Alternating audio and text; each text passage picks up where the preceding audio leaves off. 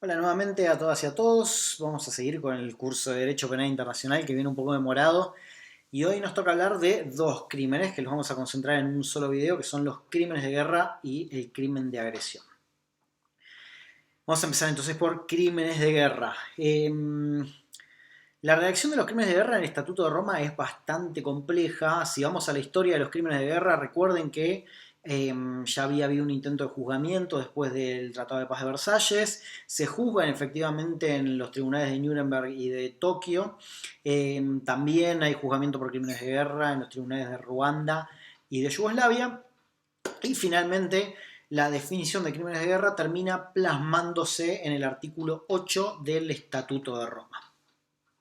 Cuando leemos el artículo 8 del Estatuto de Roma tiene cierta complejidad que nos hace que para poder empezar a hablar específicamente de crímenes de guerra sea necesario recurrir antes a algunas definiciones de derecho internacional humanitario. Ya hablábamos también de derecho internacional humanitario, hablamos de los orígenes, mediados del siglo XIX, de cómo eso se traduce en la Primera Guerra Mundial, Segunda, derecho de La Haya, derecho de Ginebra, ius ad bellum, ius in bello, todo eso no lo voy a repetir. Me interesa ahora enfocarme en dos definiciones del derecho internacional humanitario que provienen ya de lo que es la posguerra, específicamente la post-segunda guerra mundial, que son la definición de conflicto armado, para empezar, pero específicamente la diferencia que hay entre un conflicto armado internacional y un conflicto armado no internacional. Y una tercera definición que es la de conflicto armado no internacional internacionalizado, de la que también se habla desde hace un tiempo en el derecho humanitario, que la tenemos que tratar porque va a ser necesario tenerla en cuenta para entender el desarrollo del artículo 8 del Estatuto de Roma. Conflicto armado, estamos hablando de un enfrentamiento, básicamente lo que se solía llamar guerra antes de la Segunda Guerra Mundial. Se suaviza el término, se relativiza a través del concepto de conflicto armado. Cuando un conflicto armado es internacional esencialmente cuando intervienen en el conflicto dos estados o más estados, o sea, cuando es un conflicto interestatal, cuando las fuerzas armadas de dos estados distintos por lo menos entran en conflicto y entran en combate. Ahí estamos hablando de un conflicto armado internacional, que es el concepto histórico de la guerra. De hecho, si ustedes se fijan, los convenios de Ginebra de 1949, casi todo el texto de los cuatro convenios habla de convenios de conflictos armados internacionales, a excepción del artículo 3, que es común a todos los convenios, que habla de conflictos armados no internacionales como una cuestión que había que tratar, pero que todavía no tenía la relevancia que pasó a tener después de la segunda mitad del siglo XX. Entonces, conflicto armado internacional cuando intervienen las Fuerzas Armadas de dos estados o de más estados, o sea, cuando es un conflicto interestatal e interestadual. Cuando un conflicto armado es no internacional, bien, acá hay diferentes variantes. Una opción es cuando es un conflicto armado entre las Fuerzas Armadas de un estado y un grupo armado al interior de ese estado. Hay que hacer una aclaración que la hace el propio Estatuto de Roma, que es cuando hablamos de conflicto armado no internacional, no hablamos de una situación de tensión interna, no hablamos de disturbios, no hablamos de motines, no hablamos de actos aislados de violencia, sino que estamos hablando de un enfrentamiento armado estable, es decir, de fuerzas armadas del Estado, de fuerzas regulares, por decirlo de alguna forma, del otro lado, que están en un enfrentamiento constante, de personas que además están identificadas como pertenecientes a esos grupos que están en confrontación, ¿sí? Hablamos de grupos de liberación nacional, de guerras civiles, que es un término también relativo, pero eh, estamos hablando de las fuerzas regulares de un Estado contra fuerzas armadas de grupos al interior del propio Estado. O puede ser también que se dé un conflicto entre distintos grupos armados al interior de un Estado sin que participe de eso las Fuerzas Armadas del Estado. En esos dos casos estaríamos hablando de un conflicto armado no internacional. Pero hay una variante que se agrega y que les decía que ha entrado en discusión en el último tiempo, que es el de conflicto armado no internacional internacionalizado, que puede tener distintas variantes también. Una de esas variantes es cuando un grupo armado, que es el no estatal, recibe apoyo de un tercer estado, ya sea armamento, entrenamiento, apoyo económico, o sea, hay un tercer estado involucrado en la cuestión, pero ese tercer Estado no participa directamente de las hostilidades con las fuerzas regulares del Estado, sino que financia, entrena o le entrega armamento a el grupo armado que está al interior del Estado, que está en conflicto con las fuerzas de ese Estado o con otro grupo, ¿no? Y la otra opción es cuando el conflicto se da entre grupos o un Estado, o puede ser varios Estados, contra un grupo determinado, pero ese grupo trasciende las fronteras de un Estado. Se me ocurre, más allá de las objeciones que podrían hacerse al respecto, bueno, de hecho está pensado específicamente hablando del terrorismo internacional, se me ocurre pensar el caso de ISIS, esa expansión territorial de ISIS a través de Siria y de Irak. O sea, es un grupo armado no estatal que entra en conflicto con grupos armados estatales y con otros grupos armados no estatales también, pero bueno, no importa, y cuya acción trasciende de las fronteras de un Estado. Eso como ejemplo por ahí más actual, como para tener en cuenta que sería un conflicto no internacional, pero internacionalizado. Entonces, tenemos la primera división, que es esencial para entender la estructura del artículo 8 del Estatuto de Roma: conflicto armado internacional, conflicto armado no internacional, más allá de la variable internacionalizado. Ahora que está más o menos explicada esta cuestión, entremos sí en el Estatuto de Roma, que tiene el artículo 8, tiene un primer inciso que le da una competencia específica a la Corte. La Corte Penal Internacional solamente va a ser competente respecto de crímenes de guerra cuando esos crímenes sean cometidos como parte de un plano de una política o cuando sean cometidos a gran escala.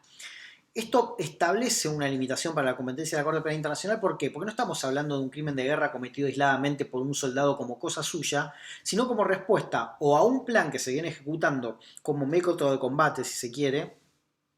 Se me ocurren violaciones masivas o torturas o asesinato de civiles, pero que están dados como parte de la estrategia de combate, o sea, como un plano o una política del grupo que está en combate, o cuando es cometido a gran escala, como independientemente de que pareciera que no hay un plan al respecto de eso, hay una generalidad en la ejecución de esos crímenes. O sea, no es cosa de un soldado o de un grupo de soldados, sino que varios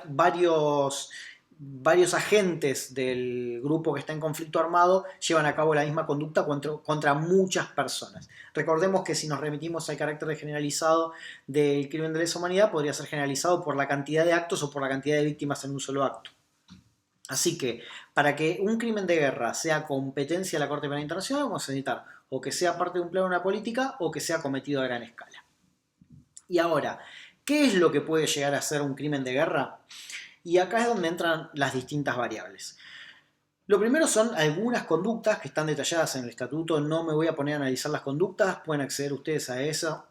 Si necesitan más información respecto a alguna de estas cuestiones, me piden. No tengo ningún problema en darles más que lo que está publicado en el campus virtual o en el blog, pero estamos hablando de un primer aspecto que son infracciones graves a los 4 convenios de Ginebra de 1949. ¿Sí? O sea, el primer punto de contacto con los crímenes de guerra, estamos hablando de violaciones al derecho internacional humanitario.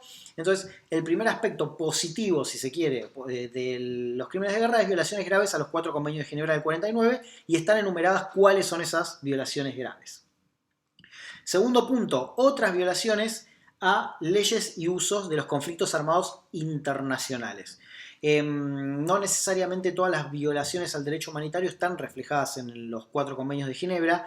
Hay otras que se arrastran ya desde mediados del siglo XIX y que siguieron evolucionando aún después de los 4 convenios de Ginebra. Entonces, y que incluso hay otras que están plasmadas en la costumbre internacional, pero no necesariamente están positivizadas en algún instrumento jurídico, de modo tal que otras violaciones que están reflejadas en el artículo 8, insisto, del Estatuto de Roma a las leyes y usos de la guerra, de los conflictos armados internacionales, también pueden ser considerados crímenes de guerra. Y lo mismo las infracciones graves al artículo 3 común a los 4 convenios de Ginebra. Ahí estamos hablando específicamente de conflictos armados no internacionales y más específicamente todavía a los ataques a personas que no participan de las hostilidades.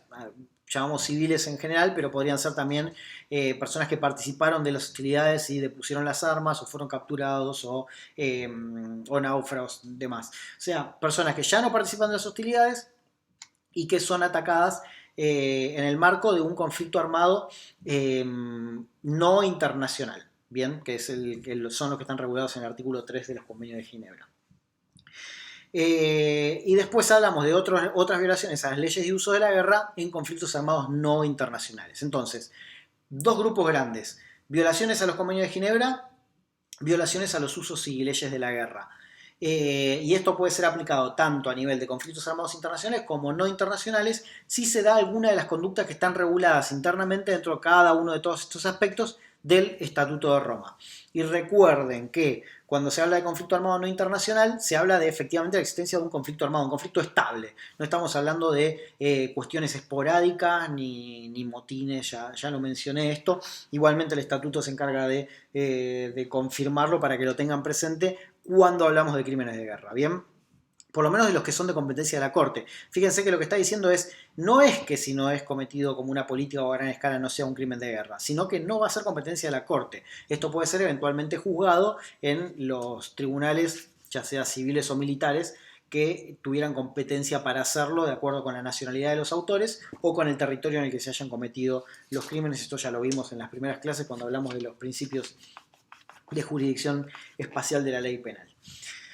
Cierro con esto entonces crímenes de guerra, es una explicación muy a grandes rasgos, es un crimen muy complejo, tengan en cuenta que la primera sentencia condenatoria de la Corte Penal Internacional fue por crímenes de guerra, fue por reclutamiento de niños soldados contra Tomás Lubanga, así que es un crimen que está bastante presente en lo que son las investigaciones de la Corte Penal Internacional.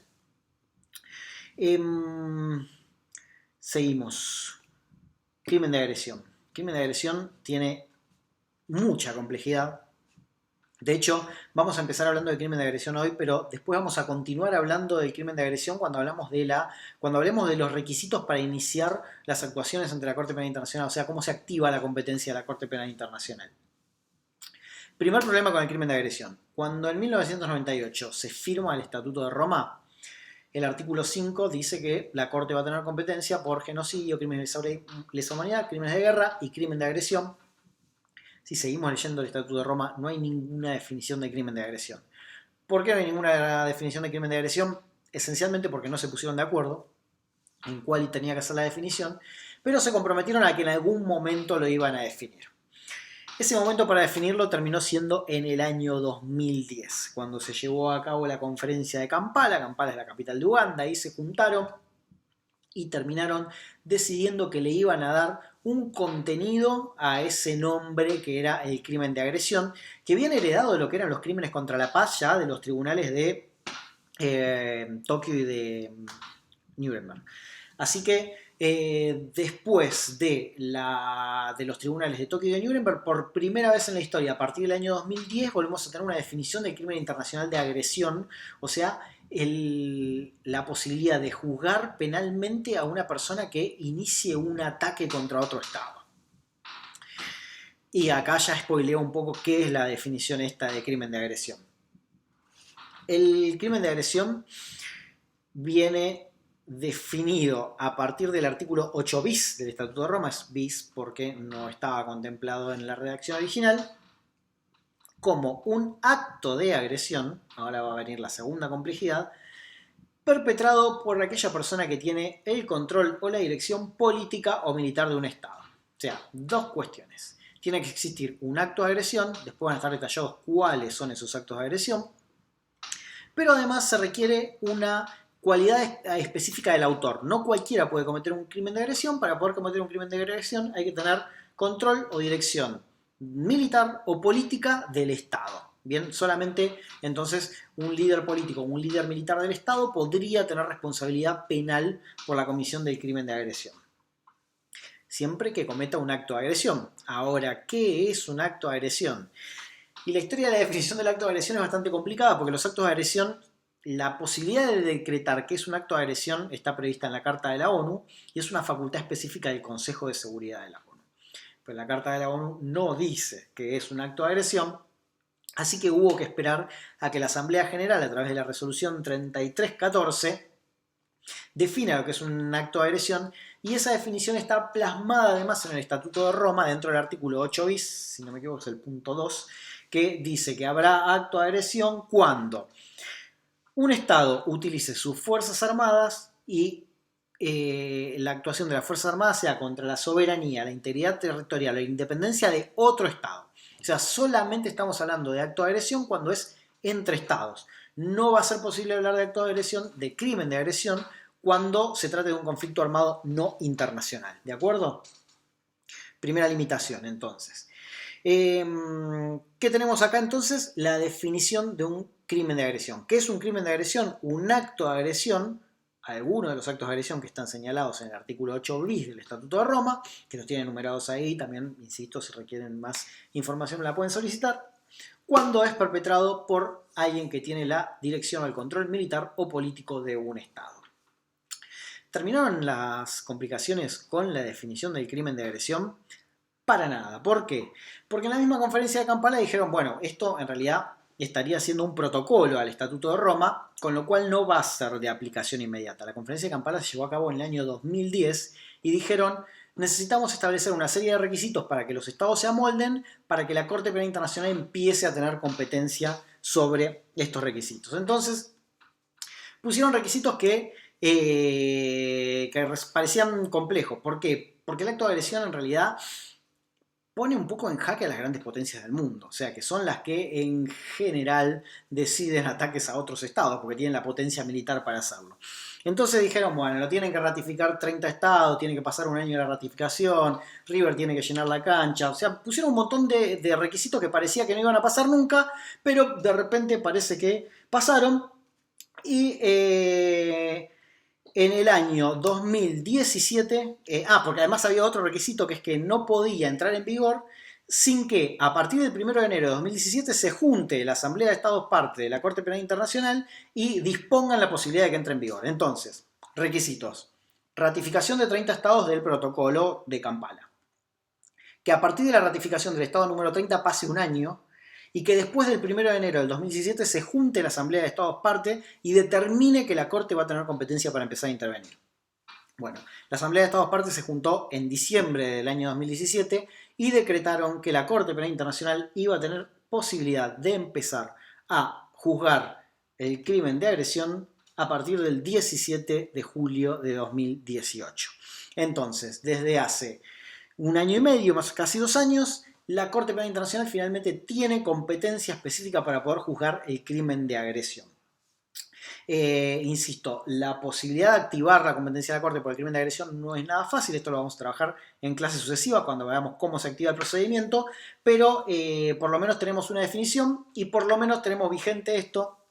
Me acuerdo hace años cuando dábamos la materia, primero decíamos no tenemos definición, después tenemos definición pero no está vigente, hoy finalmente tenemos definición, está vigente, hay competencia de la Corte Penal Internacional, pero ahora van a tener que esperar un poquito o ir leyendo los artículos 15 bis y 15 ter del Estatuto de Roma para saber que hay limitaciones para el ejercicio de la competencia para la investigación de los crímenes de agresión. Con esto entonces cierro el tema de competencia material, ya vimos genocidio, crímenes de lesa humanidad, crímenes de guerra, crimen de agresión. Cualquier duda nos escriben en el blog o a través del mail del campus virtual y nos vemos el jueves seguramente con la siguiente clase. En un ratito les voy a subir además al campus virtual el trabajo práctico que tienen que hacer para la semana que viene. Muchas gracias por su atención y hasta pronto.